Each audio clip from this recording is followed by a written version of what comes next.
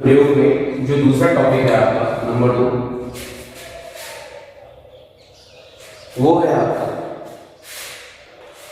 अनंत आकार के कुचालक प्लेट अथवा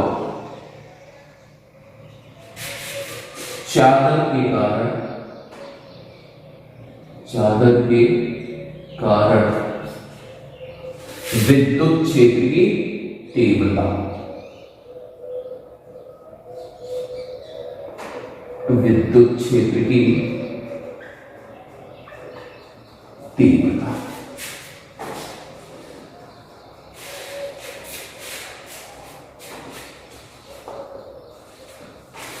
देखिए क्या होता है, एक अनंत आकार का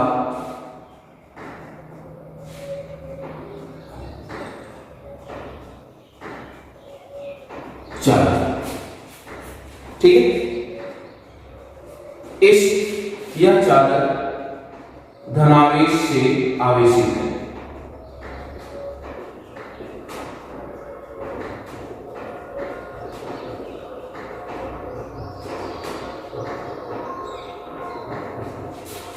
ये एक चादर है, ठीक है, इसका आकार क्या है, अनंत है, ठीक है, ये धनावेशित आवेशित क्या है, आवेशित है। इसके पृष्ठ का जो पृष्ठीय आवेश घनत्व है वो कितना है आपका, सिग्मा है।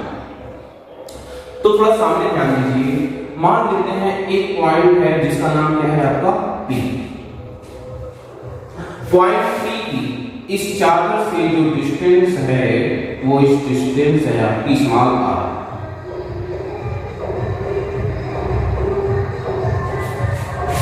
इस चादर से पॉइंट P की जो दूरी है वो कितनी है आपकी, स्मॉल r है। हमें इसी पॉइंट P पर गॉस के नियम की सहायता से विद्युत क्षेत्र की तीव्रता का मान क्या करना है, निकालना है, ठीक है। तो ध्यान दीजिए कैसे करेंगे, सबसे पहले विचार कर लेते हैं कि हमें कौन से विद्युत क्षेत्र पर विचार करना है। मान लीजिए इस चादर का एक छोटा सा अवयव ये है और एक छोटा सा दूसरा अवयव ये है, आमने सामने, ठीक है। ये कितना है आपका प्लस dq है और ये भी कितना है आपका प्लस dq है।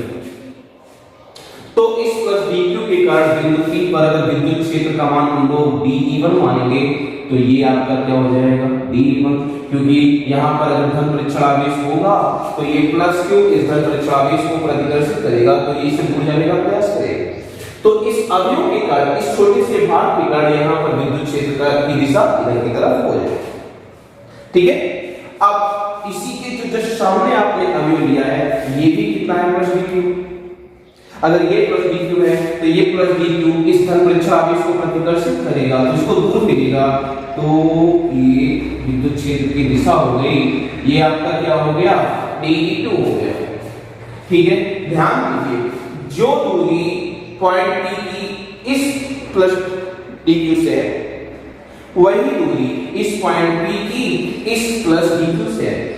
दोनों की दूरी यहां से बराबर है, दोनों आवेशों का परिमाण भी आपस में बराबर है, तो दोनों विद्युत क्षेत्र भी आपस में क्या होंगे, बराबर, ठीक है।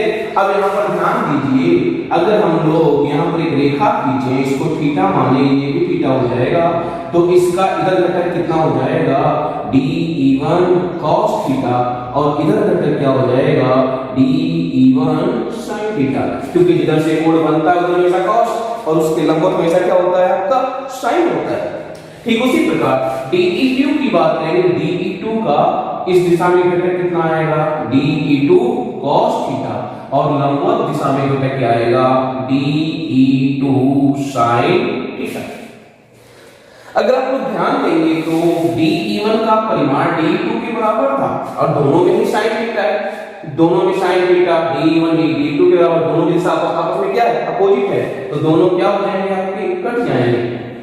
लेकिन जो इस दिशा में घटक था dE1 cos theta, dE2 cos theta, दोनों सेम दिशा में, दोनों क्या होंगे, आपस में आपके जुड़ जाएंगे।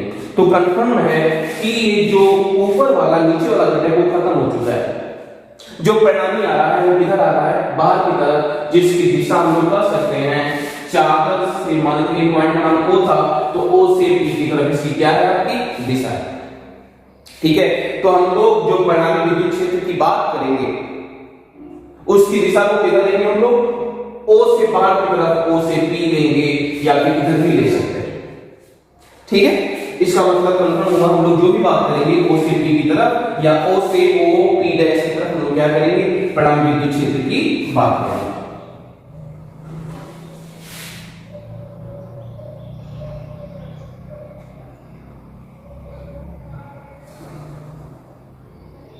चलिए हमारे पास एक अनंत आकार का चादर या कुछ चादर प्लेट है जिसका पृष्ठीय आवेश घनत्व कितना है सिग्मा। इस प्लेट से स्मॉल r दूरी पर एक पॉइंट है P। इस बिंदु P पर हमें गॉस के प्रमेय की सहायता से क्या निकालना है, विद्युत क्षेत्र की तीव्रता का मान निकालना है। ठीक है, मैं आपको बता चुका हूं सबसे पहले गॉस की प्रमेय क्या करती है, किसी बंद पृष्ठ से गुजरने वाला संपूर्ण विद्युत फ्लक्स उस बंद पृष्ठ में उपस्थित संपूर्ण आवेश का 1/ε0 गुना होता है। तो गॉस की प्रमेय की शर्त को पूरी करने के लिए सबसे पहला तो हमें क्या करना पड़ेगा, एक बंद पृष्ठ का निर्माण करना पड़ेगा। तो ध्यान दीजिए, तो सबसे पहला काम हम लोग क्या करते हैं, एक बंद पृष्ठ का निर्माण करते हैं ये, और उस बंद पृष्ठ के सरफेस पर पॉइंट P होना चाहिए ये। ठीक है, तो ध्यान दीजिए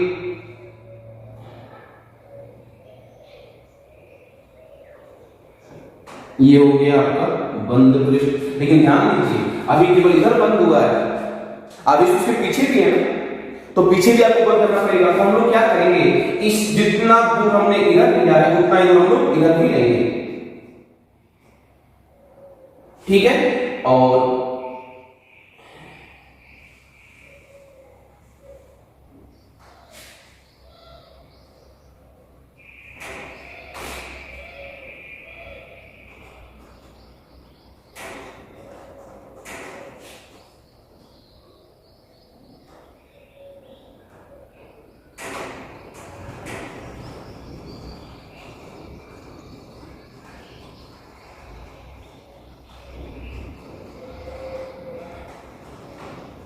हमने क्या किया, एक बंद पृष्ठ मान लिया।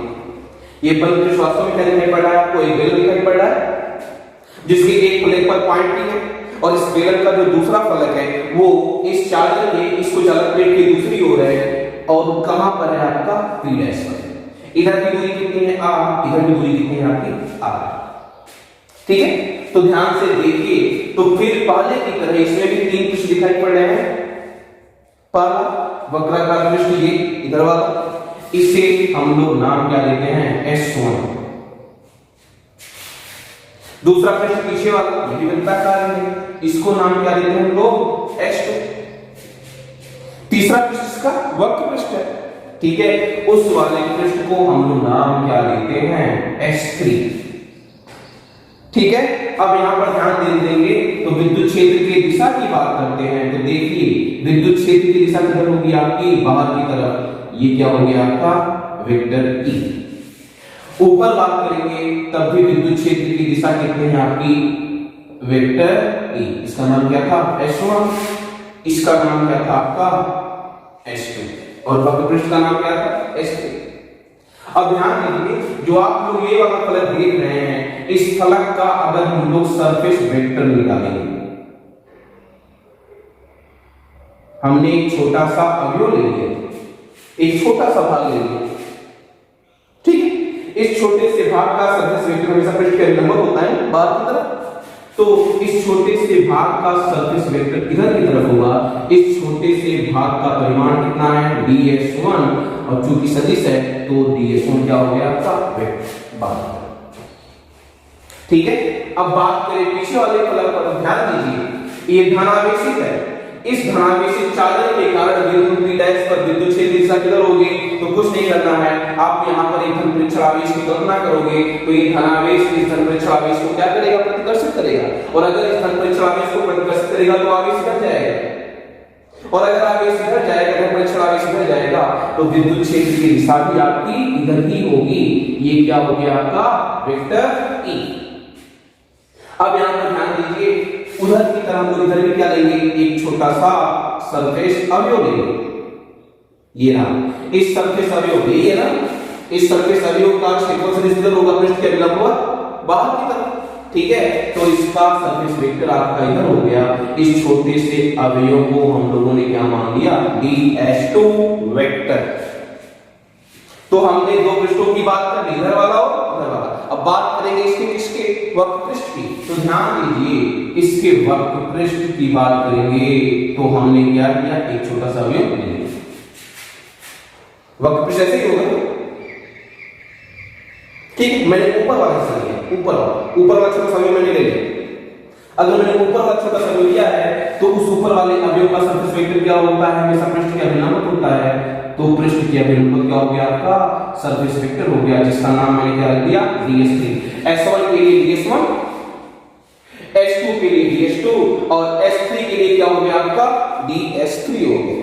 S1 पर विचार करें तो वेक्टर E और ds1 एक ही दिशा में है, तो इसके लिए θ1 बराबर कितना आपका 0।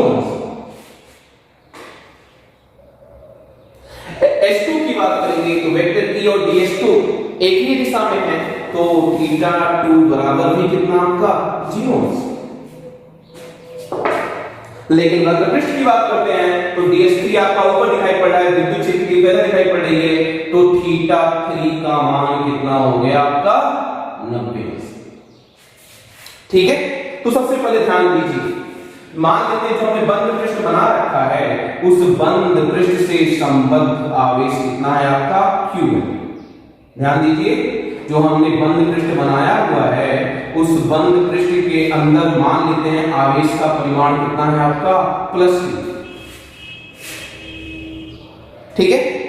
और उस बंद पृष्ठ का क्षेत्रफल, ठीक है, उस बंद पृष्ठ का क्षेत्रफल हम लोग मान लेते हैं कितना है आपका s। मैंने मान लिया जो हमने बना रखा है उस बंद पृष्ठ का क्षेत्रफल कितना है s। तो मुझे बताइए अगर इसका क्षेत्रफल s है तो s1 का भी क्षेत्रफल कितना होगा, क्योंकि जितना ये है उतना ही तो ये है, सही, और उतना ही ये होगा, तो s2 बराबर भी कितना है आपका s है। तो ध्यान दीजिए अगर हम लोग बात करें इस बंद पृष्ठ के अंदर का आवेश कितना q है, यदि इस बंद पृष्ठ, ब्रैकेट में क्या लिखेंगे, गॉसियन बेलन, गॉसियन बेलन के अंदर आवेश Q हो तो पृष्ठीय आवेश घनत्व, पृष्ठीय आवेश घनत्व सिग्मा बराबर क्या होता है, पृष्ठीय आवेश घनत्व बराबर कुल आवेश बटा कुल क्षेत्रफल, या फिर थोड़ा सा आवेश इस पृष्ठ का और इसी का क्षेत्रफल, ठीक है। तो सिग्मा बराबर क्या होगा, आवेश कितना था इसके अंदर +q और इसका क्षेत्रफल कितना है आपका s। ये इसका क्षेत्रफल कितना है आपका s, इसको मैं यहां दिखा दे रहा हूं, इसका क्षेत्रफल कितना है आपका s, सरफेस एरिया कितना है आपका s, ठीक है। अगर हम लोग यहां से q का मान निकालेंगे तो q बराबर कितना होगा, सिग्मा इनटू s। समीकरण नंबर आपके पास क्या हो गया a। अब हम लोग क्या करेंगे, इस बंद पृष्ठ से गुजरने वाला संपूर्ण विद्युत फ्लक्स निकालते हैं। हम लोग क्या मानते हैं, माना इस बंद पृष्ठ से, इस बंद पृष्ठ से गुजरने वाला संपूर्ण विद्युत फ्लक्स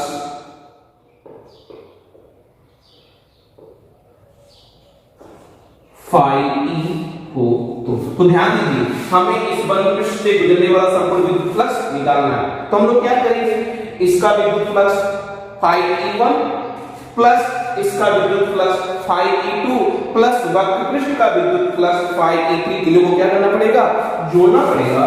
तो फाई ई हो तो फाई ई बराबर s1 पृष्ठ का विद्युत फ्लक्स फाई ई s1, इस पृष्ठ का विद्युत flux plus phi E s2 plus वक्र पृष्ठ का विद्युत फ्लक्स कितना हो जाएगा प्लस फाइव ई, कितना हो जाएगा आपके पास S3। ठीक है, अब हम लोग क्या करते हैं, विद्युत फ्लक्स का फार्मूला लगा देते हैं, तो कितना हो जाएगा फाइव ई बराबर समाकलन किसके लिए, सबसे पहले S1 के लिए vector E dot ds1 vector E dot ds1 vector. आपको पता है विद्युत फ्लक्स का मान विद्युत क्षेत्र की तीव्रता और क्षेत्रफल सदिश के यदि गुणनफल के क्या होता है, बराबर होता है। ठीक, प्लस समाकलन S2 की बात करते हैं तो क्या होगा vector E dot ds2 vector. ठीक, प्लस उसके बाद बात करेंगे तो समाकलन vector E dot ds3 vector किसके लिए, S3 के लिए। ठीक है, तो इस प्रकार हमने तीनों के लिए अलग अलग विद्युत फ्लक्स का मान निकाल लिया। अब इसको और हम क्या करते हैं, सॉल्व करते हैं, देखते हैं क्या आएगा। चलिए सबसे पहले वाले पर विचार करें तो फाइव ई बराबर कितना होगा, फाइव ई बराबर क्या होता है पता है, vector A dot vector B बराबर A B cos theta, A B cos theta. ठीक है, तो वेक्टर ई का परिमाण ई, ds1 वेक्टर का परिमाण ds1, वेक्टर E और ds1 के बीच की कोण की कोज्या, वेक्टर E और ds1 के बीच का कोण कितना था आपका 0 अंश, तो cos 0 अंश प्लस ये किसके लिए था, S1 के लिए। अब किसकी बात करते हैं हम लोग, S2 की बात करते हैं। तो S2 की बात कर रहे हैं तो ध्यान दीजिए वेक्टर E का परिमाण E, वेक्टर ds2 का परिमाण ds2 और वेक्टर E और ds2 के बीच का कोण कितना है आपका 0 डिग्री, तो कितना हो जाएगा ये E ds2 cos 0 अंश। ठीक, अब बात करते हैं वक्र पृष्ठ की, तो ध्यान दीजिए वक्र पृष्ठ के लिए मतलब S3 के लिए कितना होगा वेक्टर E का परिमाण E। ठीक है, उसके बाद ds3 वेक्टर का परिमाण कितना हो जाएगा ds3।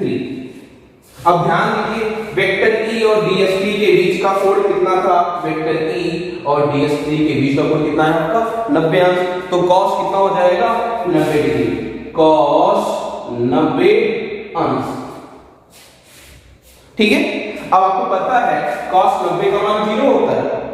ठीक है, अगर cos 90 का मान 0 की पूरा समाप्त हो जाएगा, शून्य हो जाएगा।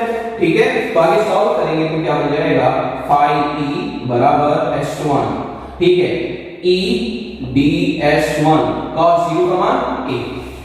ठीक, प्लस s2 की बात करेंगे तो e ds2 cos 0 का मान 1। ठीक है, और तीसरे वाले टर्म में देखेंगे तो cos 90 का मान आपका शून्य होता है, समाप्त हो जाएगा।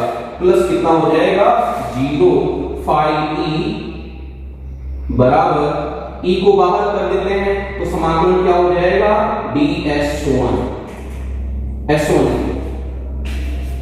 ठीक है, उसके बाद प्लस s2 E को बाहर कर लेंगे, अंदर क्या बचेगा ds। तो ध्यान दीजिए ds1 है क्या, ds1 इस s1 वाले सरफेस का छोटा सा भाग है, तो ds1 का समाकलन करने पूरा भाग मिलना चाहिए ना। पूरा भाग किसके बराबर है आपका s1 के बराबर है, तो 5e बराबर e, ds1 का समाकलन s1 e, ds2 का समाकलन कितना s2। लेकिन ध्यान दीजिए s1 बराबर s है क्योंकि जितना इसका क्षेत्रफल उतना इसका क्षेत्रफल। ठीक है, तो आपको मिल जाएगा 5e बराबर e into s plus e, s2 का मान भी s के बराबर है a into s, तो आपको मिल गया 5e बराबर 2es। समीकरण नंबर कितना आ गया आपके पास, a के बाद समीकरण नंबर आपका क्या हो गया 2। तो आपने निकाल दिया संपूर्ण विद्युत फ्लक्स का मान कितना आ गया 5e बराबर 2 into s।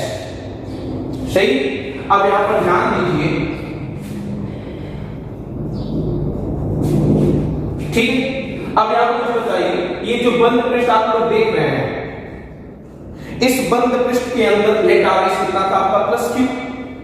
ठीक है, तो इस बंद पृष्ठ से गुजरने वाला विद्युत फ्लक्स phi e है और हम लोग गॉस के प्रमेय का यूज करेंगे, तो गॉस के प्रमेय से संपूर्ण विद्युत फ्लक्स phi e बराबर कितना होता है, संपूर्ण आवेश का 1/ε0 होना।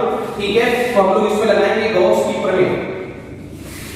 ठीक है, यहां पर क्या लिखते हैं, किंतु गॉस की प्रमेय से, क्या है गॉस की प्रमेय, कि संपूर्ण विद्युत फ्लक्स का मान उस बंद पृष्ठ में उपस्थित संपूर्ण आवेश का एप्सिलॉन 0 गुना होता है।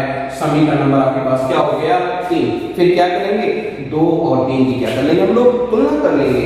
समीकरण 2 तथा 3 की तुलना करने पर क्या कितना आएगा, मिल जाएगा 2ES बराबर Q बटा एप्सिलॉन 0, ठीक है, या फिर E बराबर Q बटा 2S एप्सिलॉन 0। Q का मान हम लोग कहां से देते हैं समीकरण नंबर 1 से, तो कितना आ जाएगा E बराबर सिग्मा इंटू S बटा 2S एप्सिलॉन 0। यहां दिखा देंगे समीकरण 1 से हमने क्या किया, Q का मान रखा, S से कट जाएगा, E बराबर कितना आएगा सिग्मा अपान 2 एप्सिलॉन 0। यही क्या है आपका अनंताकार के कुचालक प्लेट अथवा चादर के कारण विद्युत क्षेत्र का मान। थोड़ा सामने ध्यान दीजिए, क्या इस सूत्र में कहीं पर R का चित्र है क्या, जो आपने चित्र बना रखा था, आपने एक चित्र बनाया था ना, ठीक है, यहां से दूरी कितनी थी पॉइंट P की 8। क्या इस सूत्र में कहीं पर R का चित्र है क्या, कहीं पर R का चित्र नहीं है। इसका मतलब विद्युत क्षेत्र की तीव्रता का मान दूरी R पर निर्भर नहीं करता है, उसके आसपास चाहे पॉइंट यहां पर हो चाहे यहां पर हो चाहे यहां पर हो, विद्युत क्षेत्र का मान लगभग क्या होता है आपका समान होता है। इसका मतलब E का मान R पर निर्भर नहीं करता है। इसका मतलब अगर हम लोग दूरी R को बढ़ाएंगे तो विद्युत क्षेत्र की तीव्रता पर कोई प्रभाव पड़ने वाला नहीं, भूलेगा नहीं। कुचालक चादर के कारण दूरी R को बढ़ाने पर विद्युत क्षेत्र के मान में कोई परिवर्तन नहीं आता, फिक्स होता है। आप देख सकते हैं कि इस सूत्र में कहीं पर भी R का जिक्र नहीं है। लेकिन यहां से ध्यान दीजिए, एक चीज यहां से आपको मिल रहा है, वो क्या है, E समानुपाती सिग्मा मिल रहा है, मिल रहा है ना। मतलब अगर हम लोग पृष्ठीय आवेश घनत्व को बढ़ाएंगे तो विद्युत क्षेत्र की तीव्रता का मान क्या होगा आपका बढ़ेगा। मतलब अगर सिग्मा को बढ़ाएंगे तो विद्युत क्षेत्र की तीव्रता का मान भी क्या होगा आपका बढ़ेगा, ठीक है। इसलिए अगर हम लोग सिग्मा के बीच और विद्युत क्षेत्र की तीव्रता के बीच ग्राफ खींचेंगे तो ग्राफ आपका ये आएगा, क्योंकि सिग्मा बढ़ेगा तो E भी आपका क्या होगा बढ़ेगा। इसका मतलब E प्रोपोर्शनल टू क्या हो गया C, ठीक है। तो आपका ये हो गया। एक अनुप्रयोग में आपका तीसरा टॉपिक है अनंत आकार के चालक प्लेट के कारण विद्युत क्षेत्र की तीव्रता। थोड़ा सामने ध्यान दीजिए, अनंत आकार के चालक प्लेट और कुचालक प्लेट में अंतर क्या है, ध्यान दो।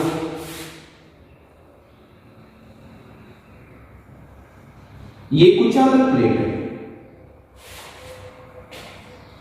कुचालक प्लेट में को अगर हम लोग आवेशित करेंगे तो उसमें आवेश की केवल एक लेयर ही बनती है, आवेश की केवल सिंगल लेयर बनेगी अगर ये कुचालक प्लेट होगी तो।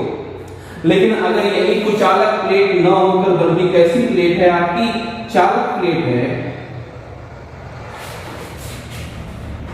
तो आवेश की दो लेयर बन जाएगी, क्योंकि आवेशों के मध्य प्रतिकर्षण बल कार्य करता है और चालक होने के कारण, आवेशों का सुचालक होने के कारण आवेश प्रतिकर्षित होंगे, प्रतिकर्षित होने के कारण एक दूसरे से दूर जाने का प्रयास करेंगे। जब दूर जाने का प्रयास करेंगे तो चालक में एक खासियत होती है, ये आवेश के प्रवाह को होने देता है, तो आवेश एक दूसरे से दूर हो जाएंगे। तो इसका मतलब इसमें आवेश की दो लेयर बन जाएगी, एक लेयर आपकी इधर बन जाएगी और दूसरी लेयर आपकी इधर बन जाएगी। तो ध्यान देंगे, कुचालक में आवेश की सिंगल लेयर बनती है, जबकि चालक में वही आवेश विपरीत दिशाओं में क्या हो जाता है, फैल जाता है। इसलिए चालक में आपकी आवेश की दो लेयर बनती है, ठीक है। अब यहां पर ध्यान देंगे तो हम लोग बात करके चलते हैं कैसे होगा ये। देखिए, एक चालक प्लेट है, अनंत आकार की चालक प्लेट,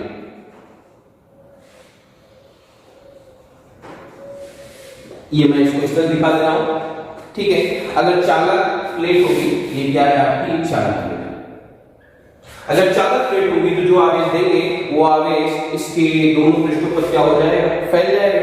ठीक है, इधर भी आवेश रहेगा।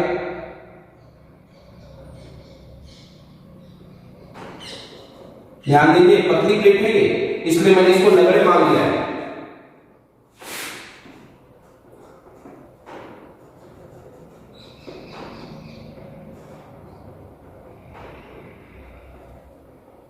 ठीक है, ये अनंत आकार की क्या है, चालक प्लेट। ठीक, इस प्लेट का पृष्ठीय आवेश घनत्व हम लोग क्या मान लेते हैं, सिग्मा।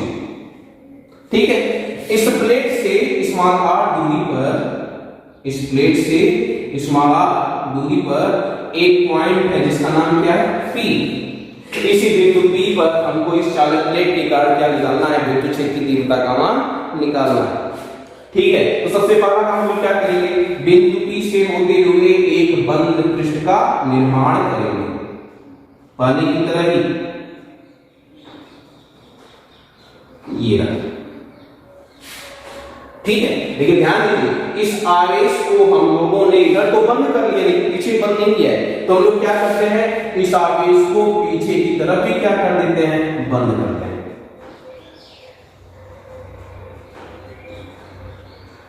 मतलब इस गॉसियन पृष्ठ का एक फलक तो चालक के बाहर है और दूसरा फलक कहां है आपका, चालक के आपके अंदर है, ये आपको दिखाई पड़ रहा है।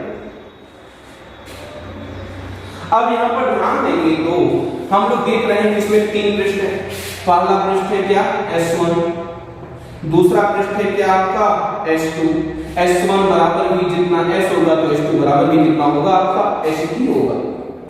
ठीक है, जहां S क्या है आपका, ये क्षेत्रफल,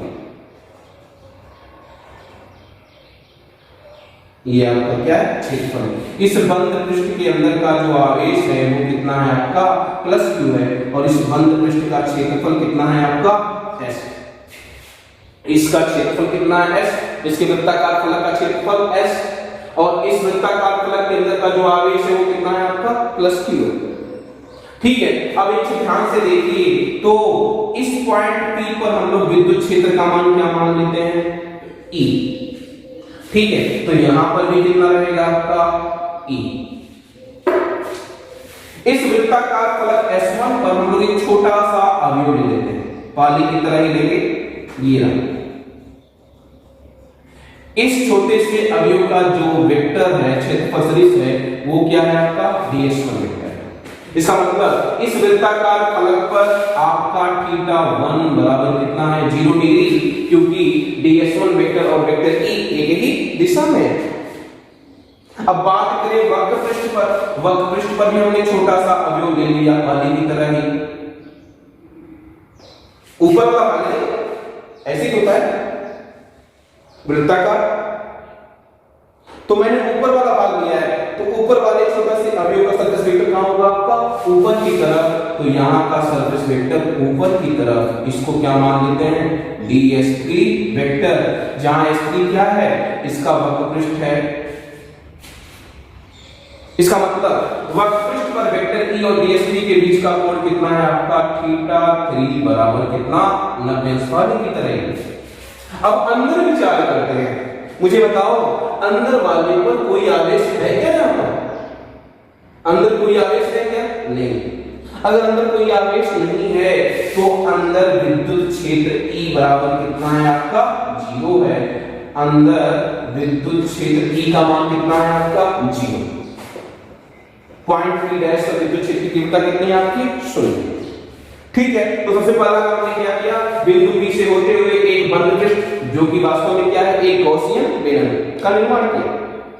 यदि इस बंद पृष्ठ के अंदर परिबद्ध आवेश या बधा हुआ आवेश +q है, तो पृष्ठीय आवेश घनत्व निकालेंगे, तो पृष्ठीय आवेश घनत्व, पृष्ठीय आवेश घनत्व सिग्मा हो, तो क्या होता है, सिग्मा बराबर आवेश बटा पृष्ठीय क्षेत्रफल। इस वाले का पृष्ठीय क्षेत्रफल कितना था आपका S, और इस वाले पर आवेश कितना है, +q, तो पृष्ठीय आवेश घनत्व बराबर आवेश बटा क्षेत्रफल।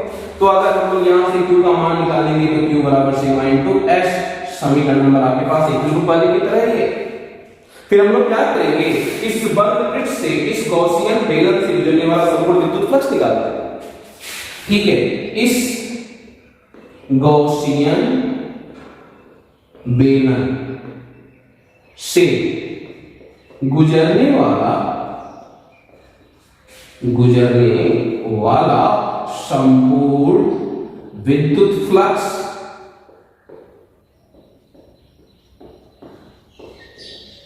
फाई ई हो तो क्या होगा बताइए। फाई ई बराबर इस वाले पृष्ठ का विद्युत फ्लक्स फाई ई किसके लिए, S1 के लिए।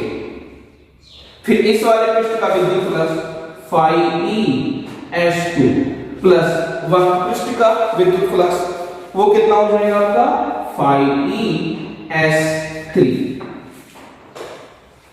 ठीक है, अब यहां पर ध्यान देंगे तो फाई ई बराबर, पहले फाई ई S1 की बात करेंगे। हमें पता है विद्युत फ्लक्स का मान विद्युत क्षेत्र की तीव्रता और सरफेस वेक्टर क्षेत्रफल सदिश के गुणनफल के क्या होता है, बराबर होता है, प्लस अब बात करें फाई ई S2 की। फाई ई S2 है क्या, जो अंदर वाला पृष्ठ से इससे गुजरने वाला विद्युत फ्लक्स है, यही है ना। लेकिन ध्यान देंगे अंदर तो विद्युत क्षेत्र का मान शून्य है। अगर अंदर विद्युत क्षेत्र का मान शून्य है तो अंदर वाले विद्युत फ्लक्स का मान भी कितना हो जाएगा, शून्य हो जाएगा। तो फाई ई S2 बराबर 0, क्योंकि अंदर वाले के लिए विद्युत क्षेत्र का मान क्या रहेगा आपका, शून्य है, शून्य हो। उसके बाद प्लस बात करें वक्र पृष्ठ के लिए, तो वक्र पृष्ठ के लिए ये तो S1 के लिए था, ये आपका S3 के लिए, और S2 वाला शून्य हो चुका है। S3 के लिए वेक्टर E और DS3 के बीच का कोण कितना है आपका, 90। तो कितना होगा, vector E dot DS3 vector.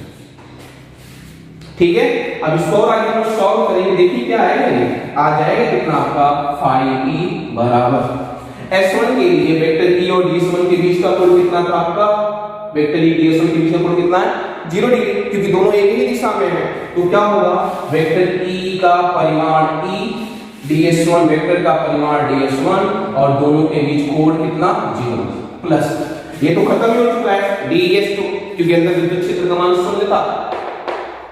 ठीक है, तो इस वाले में विचार करें S3 के लिए, तो क्या होगा, S3 वेक्टर E का परिमाण E, DS3 वेक्टर का परिमाण DS3। अब बताइए वेक्टर E और DS3 के बीच का कोण कितना है आपका, 90 अंश। तो cos 90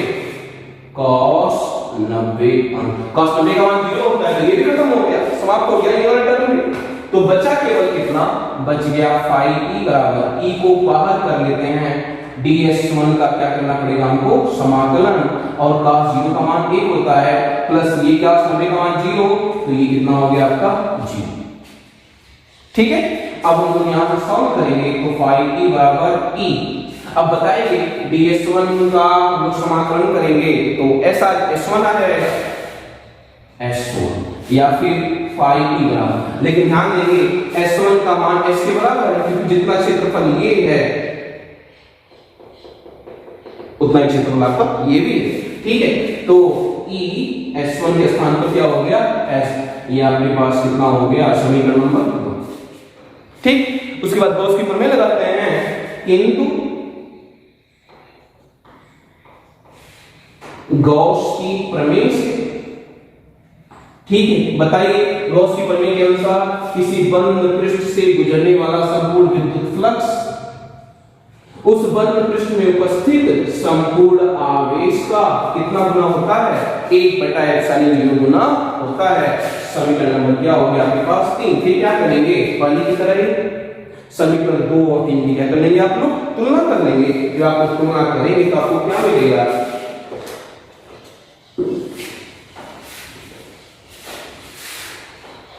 समीकरण 2 तथा 3 की तुलना करने पर कितना मिल जाएगा, बताइए, मिल जाएगा आपको E S बराबर Q/ε0, या फिर हम लोग क्या करें, इसमें समीकरण 1 का यूज कर लेते हैं।